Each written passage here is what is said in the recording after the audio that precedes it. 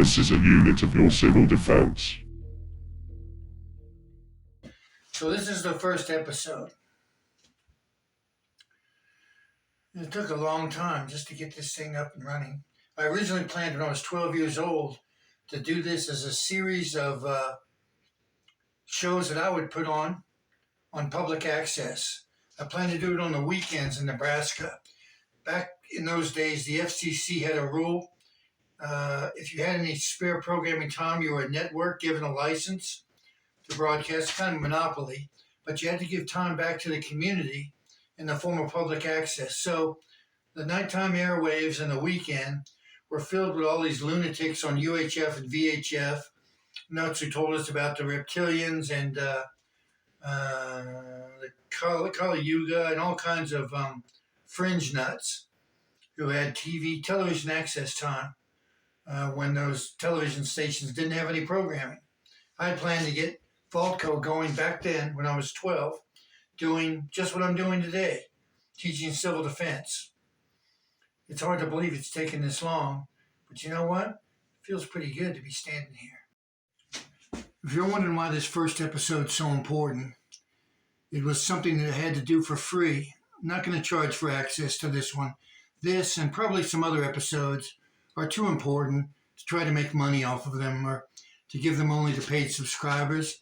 That's just a little bit too cheap. This one is about food storage. We're the luckiest generation in the past 500 years to solve the ancient problem of correct storage of long-term food supplies. In the past, our ancestors had to fight rats, bugs, boreworms, leeches, snails, every type of biological predator you could imagine on our food stocks. And during famines, properly stored food that wasn't ruined by those creatures could save lives, and it will again. The threat of famine never ends for two reasons. One, human beings are warm-blooded mammals who need food for energy. Without it, they'll die. And two, governments are assholes. For the last 500 years, they've been using famine as a political tool. They starve people to death when they don't like you anymore. And every government eventually declines into an entity which doesn't like you anymore. And the easiest way to kill off the public, the population, their own citizens, is through famine. And that's why civil defense will never end. And the requirement for the humans who eat stuff to have civil defense, one of the primary goals, targets of civil defense, is to store up food for when there is none. For your children, for the people you love, if that's where your motivation needs to come from, think about the people you care about and the people that you would not want to see starve, especially right in front of you, when it could be considered your responsibility to see to it that they have something to eat. They're going to look to you as their father, as their pastor, as their community leader. And when you disappoint them because you haven't taken pains to see to it that when that day arrives, you can provide. That's our role as men. It's our role as mothers and fathers to see to it that children have food to eat no matter what. And governments, they want to wipe out the immediate generation, the children, to avoid pain in the future and possible revolt. And they want to wipe out the older generation, maybe past their reproductive years, because they can tell the younger generation what scumbags they are. They have knowledge of the past and previous experience. They can tell the young coming up that the government's trying to brainwash, that they're bad and should not be trusted. Governments in the past century have killed more people than natural disasters or any natural force. It's always governments that do these things. So today, we're going to talk about food storage using Mylar bags, oxygen absorbers, and ubiquitous plastic buckets. You'll probably find this hard to believe, but this isn't really a mineshaft set. I know the production values are so high, it's really convincing. But this is just a small set that I set up in my a storage room that I had in my new apartment, which I'm staying at until I figure out how to straighten out my real mineshaft and my real land over there in Appalachia. I figured I can do 100 episodes from here. Who's going to know or care? The important thing is the content, the theme of the show, the genre. It doesn't matter where I do that teaching or where I do that demonstration work. So I reckon if you keep tuning in, we're going to be together here many, many times. And I'm going to show you important things that I'm sick and tired of carrying around in my own head. I want to share them with other people, so if something happens to me, they'll know too. We're very lucky with this food storage, very lucky.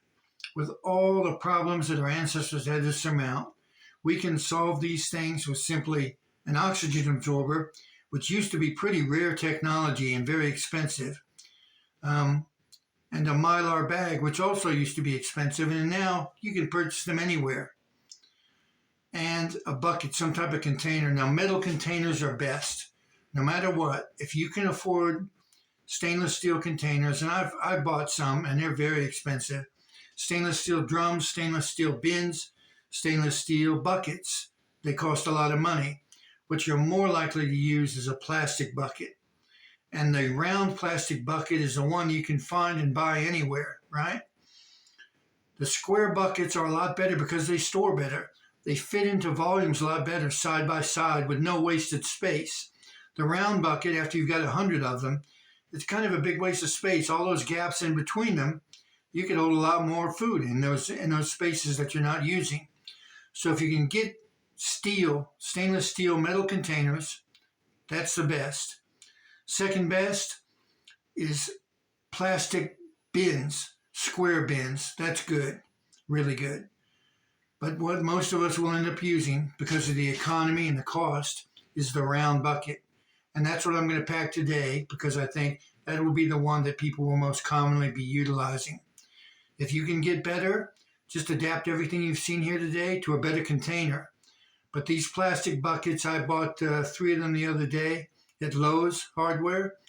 And there's no place I've gone I haven't seen them. I've seen them at Walmart's, at Food City, all over the United States. And I don't know as much about retail by now in the U.S. as you do, because I've been away for 30 years. But I'm sure that you can locate a source of plastic buckets. Now, in Australia, I came into possession of about 100 leftover buckets from French fries that were used to create French fries at a fish and chip shop. They were covered with oil, and I must have spent several weekends scrubbing them out with bleach and Ajax to get all that grease off of them. And when I cleaned off the 100 buckets, I used them to pack really hardcore staples like rice, oats, wheat, corn kernels, even spices, sugar. So those buckets really came in handy. But as I said, they had the drawbacks of being round. I had a lot of them. When we moved from Queensland down to Melbourne, I got rid of probably 50 of them. I either gave them away or tried to eat them. And more than a couple of them, I actually left for strangers. I told them, it's going to be in the garage if you want to pick it up. And they came and picked up some of that food. So let's get on to it. The most important thing I'm going to show you today is how cheap and economical it is to store food compared to a man of 100 years ago doing the same thing. The second most important thing is I'm going to show you how to do it right. I've watched tons and tons of demonstrations on the internet.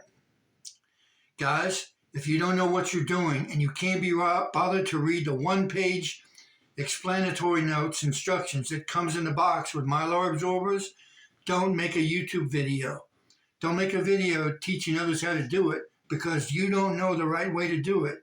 People are wasting a lot of money and may be disappointed in 30 years when they open that bucket and it's rancid because you didn't know what you were doing with Mylar absorbers. I'm not going to make you wait through the whole video to find out what that is. I'm going to cut straight to the chase. The Mylar absorbers, before you throw them in the bag and seal them up, they have to be heated. It's what activates them. They've got to be heated, and I mean hot, not even in your hands, which some of them have said. They've got to be hot. So when you throw them in a bucket, the chemical reaction has already started. And over the next couple of hours as they cool, that chemical reaction is going to be active for days, even weeks afterwards, inside the sealed environment. They've got to be heated, and I'm going to show you how to do that. Okay, here we are.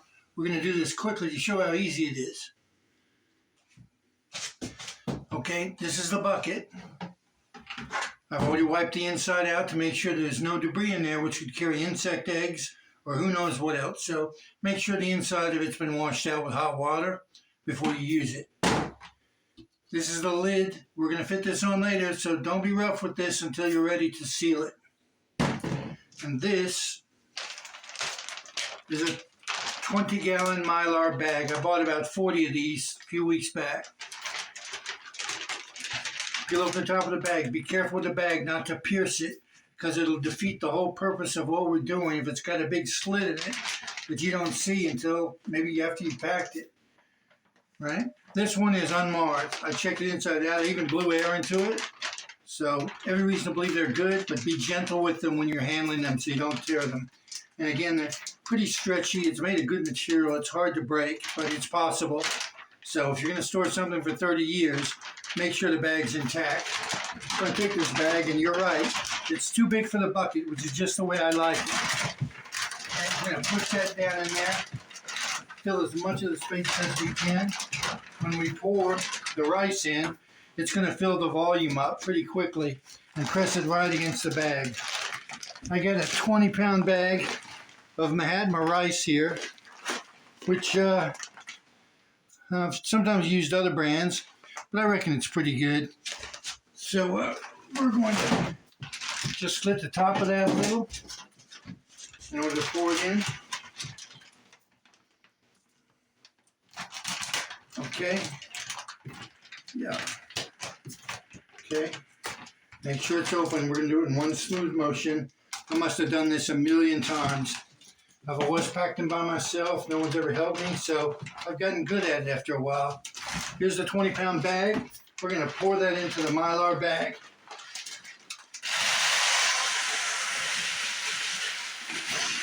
A lot of rice, 20 pounds, probably enough for 2 families for 3 months with other food. And it has filled the volume of that bag right up to the brim. See that? I know you thought I was overdoing it. I know from experience it actually matches up pretty good. It's right level with the lip of the bucket. Okay. We'll just settle it a little. If you get any spare air pockets out of it, just settle it a bit. Okay. This is an oxygen absorber. These are good. They came in a pack of 50. They usually got a blue and red tablet inside the package.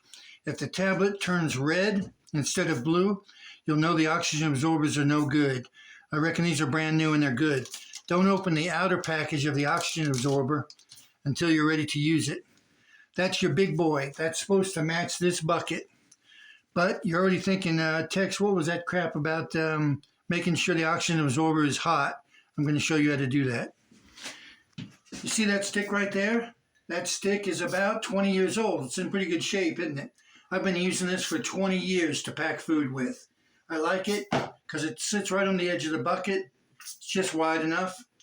And I'm going to heat this Mylar absorber up, this oxygen absorber up a little bit before I put it into the bag to make sure that it's chemically active before the next 30 years begins with it sealed inside of there. We're going to take this towel. Something that's got a little bit of terry cloth in it is good, just to insulate the oxygen absorber from the actual iron. This is a really cheap iron I bought on Temu. I forget what it was. I think it was $6. Pretty cheap. You know, you can go to a local thrift shop and pick up irons all day long. Most of them, you pick them up for $2 and they'll run for the next 20 years, no problems. And when they break, you can hit home invaders in the head with them. So you can't go wrong by acquiring any iron that gets hot enough to do the things that I'm going to show you. Here's that oxygen absorber. We're going to put it on the edge of that stick. We're going to pull the towel over top of it just to insulate it because we don't want to melt the plastic. We don't want to actually damage the oxygen absorber. I'm going to spray a little bit of steam on there to make sure that this is just moist enough that it won't burn the towel. And I'm going to let that iron sit on there just for a minute on top of it between the 2 layers to heat it up. I'll make sure it's good and piping hot when I throw it in that bucket. This activates the iron in it. The oxygen absorber works off the iron, has to be heated for it to chemically activate with the other ingredient. And the 2 of them together are what starts to absorb oxygen. Theoretically, just one of these is enough to suck the air out of that bag. but chances are I'm going to throw a couple more in here.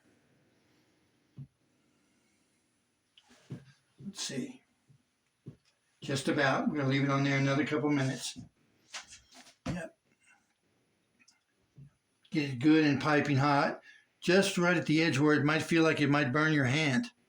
That's good and hot, without melting the plastic or damaging the oxy absorber. Okay, that'll do it. That's warmer than you could do by putting it between your fingers and your fist and holding it, which I've heard some sites recommend. That will not activate the chemical reaction. You need to be a little warmer than room temperature to get it going. And this is hot. Okay? Now it's hot, it's active. It's going to start absorbing oxygen right now. Okay? Let's move that towel. I'm going to throw it in the bag. Now I'm going to squeeze as much air out of the bag as I can. All right? As much as I can to the edges of it, the air, because I'm about to seal this bag with heat. And this one is okay if you melt the plastic a little, but don't melt it all the way through with the iron. Yeah? That hot iron will melt that just a little bit and seal it airtight. Now, I'm going to actually seal the bag as an additional step with its own airtight seal that it comes with. Yep. Now I'm going to fold these in and over. Must have done this 1,000 times. Over and over and over. And now it's flush against the top of the rice that's in the bag. Yeah. Okay, now the top goes on. And here you can use a bit of force. I've been using this stick for the same thing all these years. Make sure that lid is itself airtight. It'll help.